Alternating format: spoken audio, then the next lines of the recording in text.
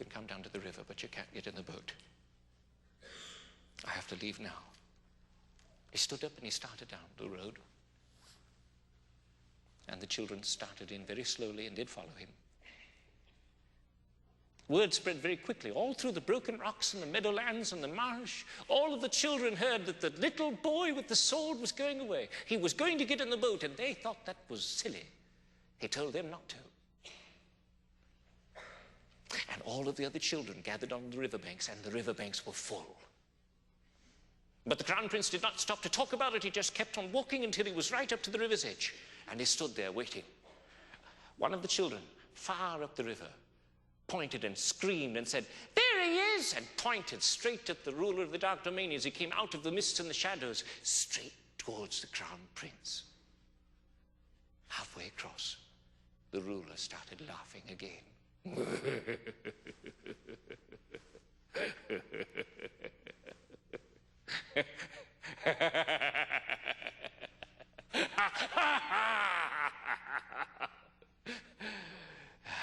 You've come.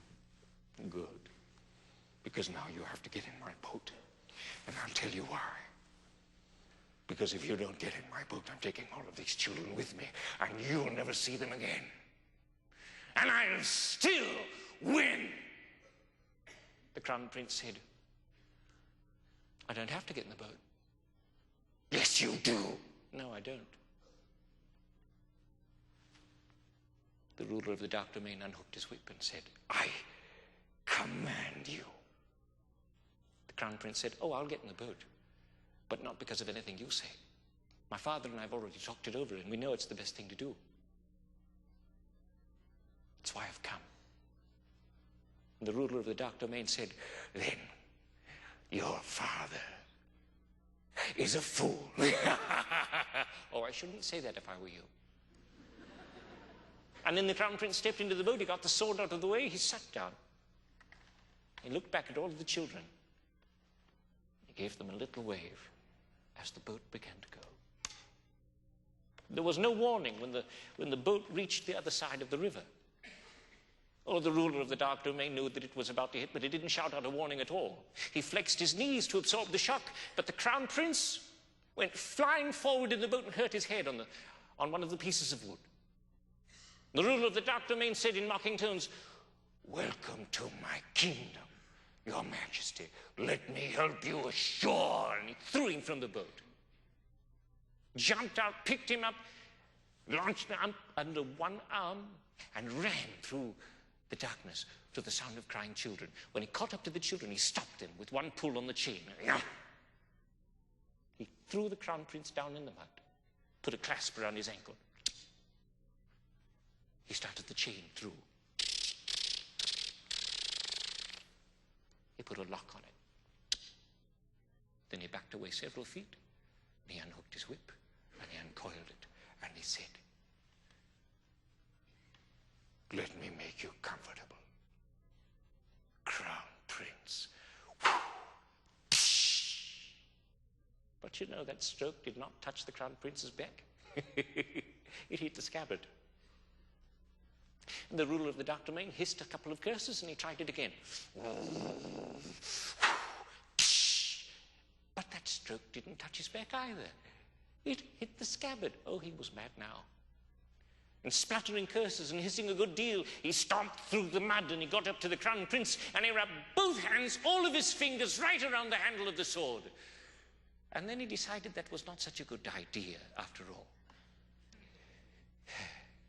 The handle of the sword was hot, and it was getting hotter the harder he tried to let go. He found out he could not let go. His hands seemed to be stuck. There was the stench of something burning and pulling with every ounce of his strength. He pulled, trying just to release his hands from the handle, but the sword blade slid out of the scabbard.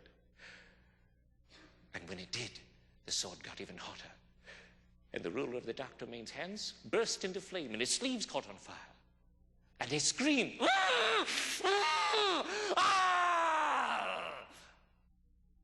Frightening, isn't it? he threw the sword just as fast, just as hard, and just as far away from as he could. As it departed the dark domain, the darkness re-entered the land. As he threw, and it separated from his hands, it carried some of him with it. And as the sword sliced through the air on its way back across the river and toward a very large window, it blazed, it shined, it shone. For a few moments it had lit up the entire dark domain. But it had suffered a far greater hurt than the ruler of the dark domain. It was pure and it was perfect, and it had been touched by something vile, and it screamed a shriek of its own. On it flew upward and through the west window and sunk, point first, 1.5 feet into the floor of the great hall. And the great king rose and he walked to it, and he reached one finger for the handle of the sword. He touched the hilt, and the entire sword blazed brilliantly for a few seconds, and then went cold and grey as a stone.